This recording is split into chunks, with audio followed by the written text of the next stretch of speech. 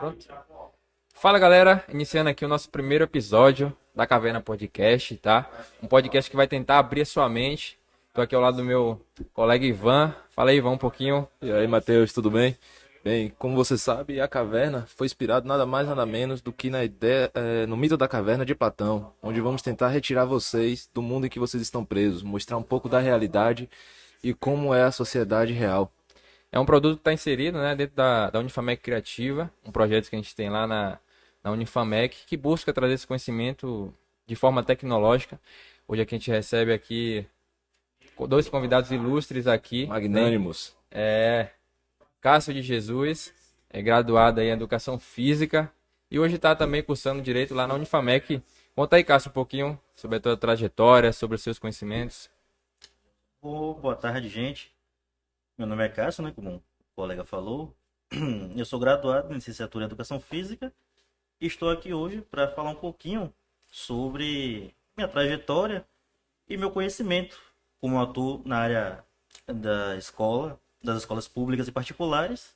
Eu posso trazer um pouquinho do meu conhecimento e da minha vivência, né, com o nosso tema. É interessante, você consegue, assim, já de primeira, já falar um pouco da diferença aí entre a escola pública, escola privada, algumas características, assim, pontuais? Sim, sim. Bom, na escola particular, eu mesmo sempre estudei escola particular e hoje como atuo lá também, eu pude ver esses dois mundos, né? Como professor e como aluno. Na escola particular, os alunos eles têm, digamos que um apoio muito melhor por questão de pais, do próprio governo. Nós trabalhamos de uma forma bem melhor, o material é melhor, né? Não que o da escola pública seja ruim, só que digamos que esteja no nível acima, certo? Na escola particular, por exemplo, um aluno, ele tem seu café da manhã, ele tem ar-condicionado de vez em quando, ele tem um, um modelo de estudo melhor do que o da escola pública, né? Que muitas vezes, quase sempre, na verdade, encontra uma grande dificuldade no dia a dia. O aluno muitas vezes chega com fome, não tem material escolar, é uma situação bem difícil, né? Não que a escola pública seja ruim, pelo contrário, ela ajuda muitos alunos da periferia, né? Muitos alunos que não têm condições de ter um ensino particular. É um ensino bom, encontro vários professores, vários amigos que são profissionais excelentes, só que a ajuda que é dada para esses alunos não por parte do governo não supre todas as necessidades. São características que ali na prática, ali, né, ajuda bastante e que acaba influenciando também. Você tem alguma coisa a falar, Ivan, também? Tenho até engraçado porque quando você utiliza na Constituição, nos artigos que falam sobre a educação, um dos quesitos colocado como princípio para a gente ter na nossa vida nesse âmbito é a qualidade. Principalmente porque ela tem que ser fornecida pelo Estado ou pela família da pessoa. No caso, as pessoas que têm uma baixa renda, você deve ter. A pessoa tem que ter a oportunidade de estar em uma educação com qualidade. E às vezes parece que ainda é um sonho, né? Algo que ainda tem que ser visado no futuro, melhorar. E que ainda tem muitos quesitos que apresentam falhas. E pode falar, Cássio. Certamente, certamente. Todas as pessoas elas têm um direito básico de educação, né? Na escola pública não seria diferente. E lá é um quesito que a gente vê bem falho nessa questão de suprir esse direito básico da educação. Muitos alunos não têm livro, não têm lápis, que é uma coisa simples, coisa rotineira ali que ele vai utilizar durante todo o ano. Como é que você estuda sem um livro, sem um material escolar de qualidade, ou pelo menos um material escolar, né, quando eles têm? E com a gente aqui também, né?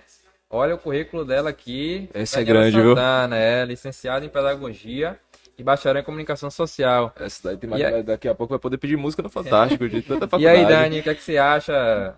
Enfim, o que é que você pode trazer pra gente aí da sua trajetória, do seu dia a dia, da sua prática aí? Boa tarde, gente, tudo bem? Como os colegas falaram, me chamo Daniela, né? Vou aqui apresentar um pouco. Então, como o colega falou anteriormente, né? Para a escola particular, para a escola pública, existem sim diferenças. Tem alunos de escola pública que só vão para a escola pelo lanche, pela merenda, pela dificuldade, né? Pela falta de assistência doméstica também. Muitos alunos faltam, muitas famílias carentes. Então precisa de uma atenção. Então é como se fosse não. É uma válvula de escape, é uma fuga, né?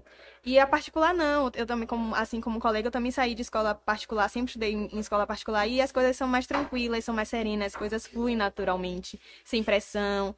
Na escola pública tem alunos que vão passar drogas.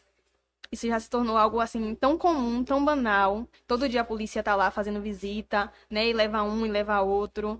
Então as coisas são mais complicadas, são mais difíceis de lidar. E é interessante vocês dois aqui, porque o nosso tema de hoje, né, Ivan? Pode falar um pouquinho dos nossos dois temas de hoje, desse episódio aí? Nosso tema de hoje é o reconhecimento do negro enquanto sujeito de direito na militância de Luiz Gama. Quando a gente aborda uma situação assim de educação, é muito bom visar que a maior parte da nossa população é negra. Principalmente aqui na região em que a gente vive, na Bahia, na região metropolitana, ali aqui de Salvador, onde Salvador é a cidade mais negra fora da África. É um ponto importante E aí. quando você associa que após o fim da escravidão, em 1888, a maioria das pessoas que não tinham renda eram os negros, porque eles saíram de qualquer forma, abandonados, a ter que ter que procurar uma fonte de renda de qualquer jeito, onde muitos até ficaram nas fazendas. Você vê porque o contexto histórico veio todo a prejudicar uma classe social e até uma classe racial, no caso, que são os negros. Onde nós todos aqui, eu talvez um pouco menos, mas eu tenho descendência afrodescendente e os outros meus colegas aqui todos são negros, podem demonstrar um pouco sobre isso, como é às vezes mais difícil você ter todos os seus direitos reconhecidos pela nossa sociedade. Com certeza, Ivan. Como professor da rede pública, eu vejo o quantitativo de alunos negros, né, bem maior, se sobressai sobre alunos brancos, certo? São vários alunos que muitos acabam encerrando sua carreira na escola, eles saem, tem uma grande evasão, principalmente dos alunos que são negros, né, porque eles precisam sair para estudar não, para trabalhar, ajudar em casa, trabalhar na rua, né? Tem uma grande evasão para com esses alunos. E tem um cara que foi muito importante, né? Nessa militância aí, que lutou bastante, que infelizmente não viu nem a abolição da escravatura, né? Que é o Luiz Gama, um baiano, nascido em 21 de junho de 1830. Imagina, naquela época, importante para toda a sociedade, né? Dani, você já ouviu falar sobre Luiz Gama? Já sim, ele teve um papel muito importante, né? Não só na educação, mas como na história. E como você falou, não estava aqui para presenciar esse momento de vitória, porque querendo ou não, é uma vitória para todos nós. Para quem não sabe muito bem, Luiz Gama faleceu em 1882. E como eu tinha dito um pouco antes, acabou que a escravidão só acabou em 1888. Que nem foi algo tão assim colaborado pela coroa portuguesa, porque foi muito pedido pela Inglaterra, que queria aumentar o comércio brasileiro. Como ele vive de um mundo capitalista, quanto mais pessoas que puderem comprar seus mercados, melhor. E Luiz Gama tem uma frase muito importante, né, que diz que o conhecimento liberta. Então, se ele não tivesse o conhecimento que ele foi em busca, nós não estaríamos aqui, nós não teríamos essa liberdade. E é uma história incrível, né? Que Luiz Gama é um herói nacional que é pouco conhecido por todos. Luiz Gama foi um cara que nasceu livre, em um período onde a Inglaterra tinha feito com que fosse proibido qualquer negro que viesse para ser escravo no Brasil. Ele veio nesse período. A mãe dele lutava por muitas batalhas para também libertar o seu povo. E nesse meio tempo, o seu pai acabou vendendo ele como escravo. E o engraçado disso tudo é que Luiz Gama diz que ele não diz o nome do pai dele, porque ele não quer dar nenhum mérito ao homem que vendeu o próprio filho. Então imagine só, né? Naquela época, ele criança, ser vendido, né? Salvo engano, foi para o Rio de Janeiro e posteriormente para São Paulo. E escravizado, e nem mesmo escravo ele era livre. Mas ali por um sistema, até usar um termo mais atual, uma logística ali, acabou sendo vendido pelo seu próprio pai. Então, é uma história assim realmente triste, de muita batalha, né, não, Cássio? Com certeza. A gente vê até uma semelhança com hoje em dia. Ele, como uma criança negra, ele deveria ter o direito de estudar, né? Salvo engano, ele foi vendido e ele foi trabalhar numa loja de velas. Uma coisa que acontece muito hoje em dia, não que as crianças sejam vendidas, e sim que elas precisam sair das escolas Sim, sim. para ir trabalhar, ajudar em casa, né? Leva o pão de cada dia, né? E isso não foi uma coisa que aconteceu com o Luiz Gama, né? Que ele foi vendido, salvo engano, por uma dívida do pai dele. Sim, aí ele chega numa fazenda, né? E aí ele encontra. Ivan, você pode até auxiliar um pouco. Ele encontra um estudante, né? Não era isso? Sim. Teve, naquele período, como os grandes fazendeiros praticamente se conheciam.